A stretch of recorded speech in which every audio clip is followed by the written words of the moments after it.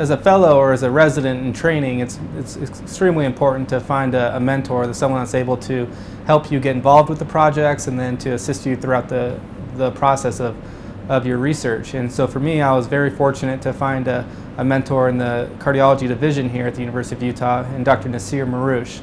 And he's the director of the Karma Institution, which is a branch of the Division of Cardiology. And so when I was an intern, I was able to initiate and do some projects with him, and through his assistance and the different lab workers that we have, we're able to do a multitude of different projects. And in terms of how I got into the research that I'm currently doing, admittedly I did it because I realized that I needed to do it. For the application process for cardiology, it's extremely competitive, and if you don't have any research at that point, you're going to be out of luck. And so initially that was my motivation, in the sense that I didn't think that I wanted a career path in academia or within research, but I realized that I did need that to expound on my well-roundedness as a medical student, medical resident. However, after about 6-12 months of doing it fairly consistently, I at that point realized, hey, this is pretty fun. And more specifically, I realized that it's something that's mentally engaging, it's something that you could be at the forefront of many different things within the medical field. And I could, at that point, start to see myself as being able to do this as a potential career path long term. And so for me, I felt it was fortunate that we were able to find something that was of interest to a lot of different people. We were at the forefront within not only the country but in the world in terms of developing this new technology that helped us diagnose the different substrate properties of this arrhythmia. And so I had the opportunity to present at national and international meetings, and through those opportunities really started understanding, okay, this is how you express your research, this is how you answer those questions.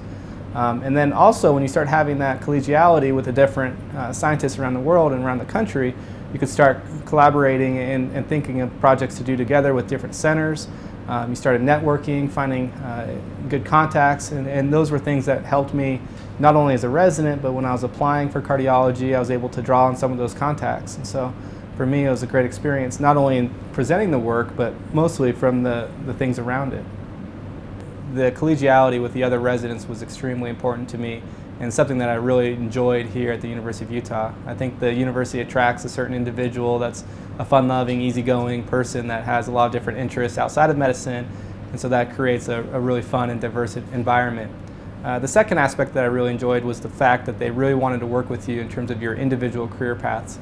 It wasn't a situation where I signed up, I was their employee, they told me where to go, what to do, and then I checked out after 3 years. It was a situation where they worked with me in terms of my future career path, gave me the dedicated resources to help me achieve those goals, and then was supportive along that way throughout that process. And then the other aspect is in terms of clinical training. You always want to go to a residency program where you feel that you get excellent clinical training, and I felt that without a question that this program can relate with any or compete with any program in the country in regards to the depth of the clinical training that it provides.